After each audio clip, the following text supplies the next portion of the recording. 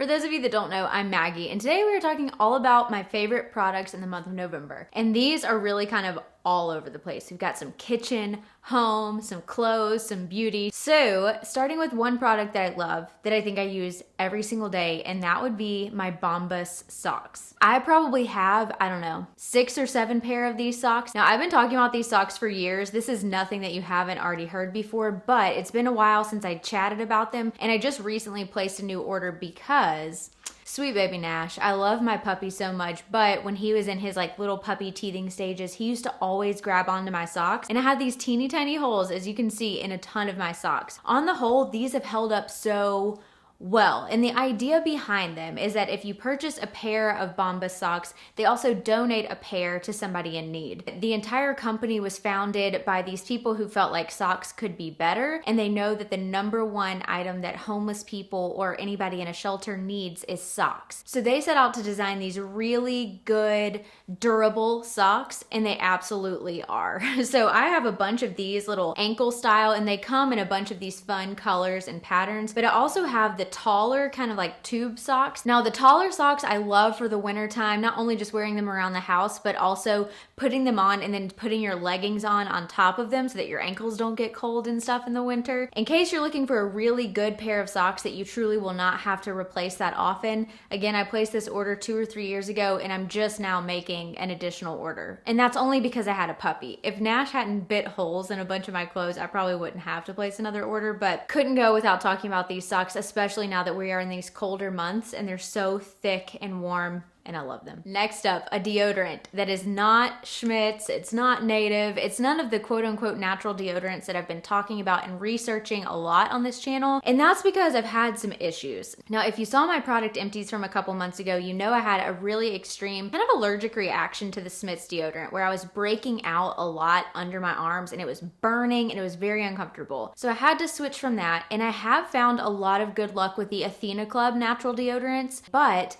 in the in-between, I had ended up picking up this deodorant. This is just a straight up deodorant. It's not an antiperspirant because that's the whole, I don't know, shtick, I guess, with natural deodorants is that they don't have that aluminum. So it's kind of taking out that chemical element from the deodorant. And this one purely is just like a good smelling stick. I still do some sweating with this. However, this stuff, it smells unbelievably good. This is the Old Spice Wilderness with lavender. This is technically a men's deodorant. In fact, the label up here says smells like manly lavender smells. It really is so good. It's like if you were to cross like a boy cologne and lavender and it made a baby, it would make this deodorant. Definitely can smell it throughout the day, and it does leave me smelling and feeling fresh. And next up is the classic Physicians Formula Butter Bronzer. Now they did repackage. Things are a little less crazy. They used to have a very like purpley yellow sort of look to this bronzer. It's still very tropical, and it still has the very same signature, very strong tropical scent, but I don't hate it. I love the type of glow that it gives to the skin. This was the first bronzer that I ever tried that I felt like made a really big difference. And since then, I've found a lot of other bronzers that I like, but I recently ran out of a Bare Minerals bronzer that I loved. I was just at the store, I decided to pick this up, and it's just as good as I remember. Now, I specifically have mine in the shade Bronzer. They do now have a light bronzer shade that I was kind of going back and forth between, but I ultimately ended up going with just the bronzer shade because I felt like it shows up a little bit easier on my skin than does the light bronzer. This works really well with my bronzer stippling kind of brush from Eco Tools. It's called the Blending and Bronzing Brush, I believe. And I should have just gone ahead and mentioned that because I think that these two products work so well together. This is not a new product. I'm sure you've heard 1,000,001 people on YouTube talk about it. This is still just as good as you remember it is. I think that this is the second monthly favorites that this perfume has made an appearance in, and that's because I have used the heck out of this. It's about halfway down in this roller ball, and I got this in the month of October. This is Skyler's Moonlight Petal perfume, and it was one of those like blow me away so good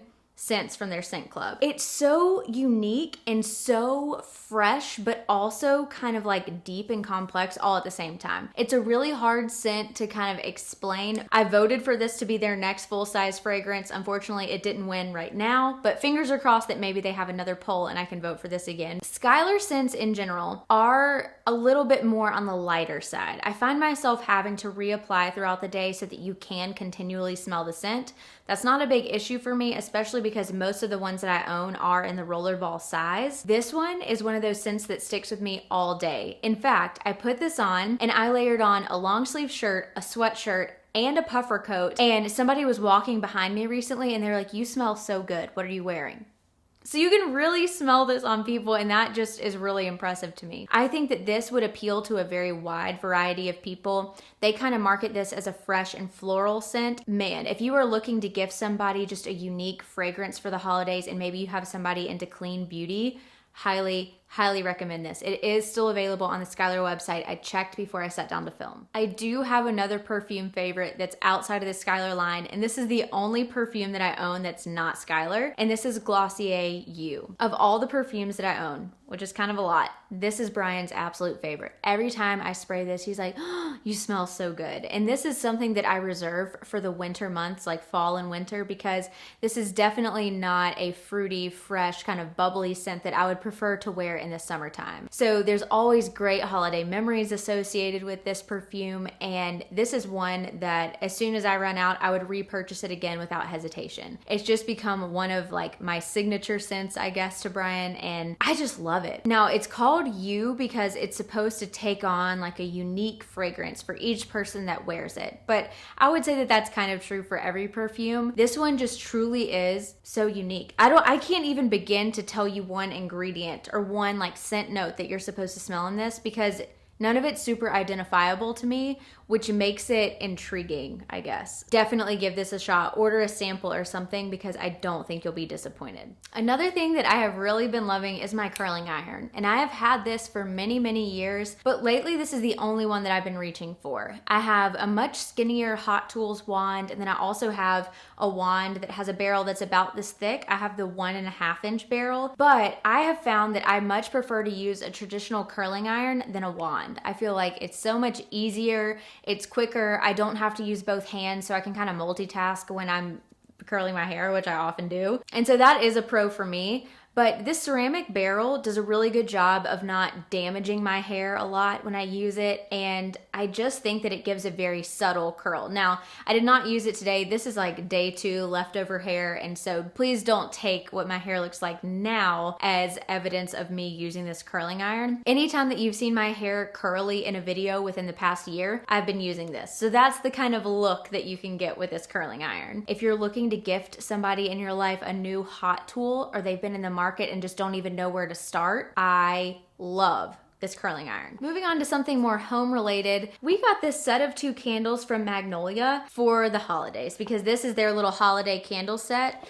It comes in 2 different scents, 12 Nights, and that one, the top notes are cedar, citrus, and Fraser fir. So that's kind of the like Christmas tree scented candle that we wanted. And then Joy Noel, which is cranberry, mandarin, and clove.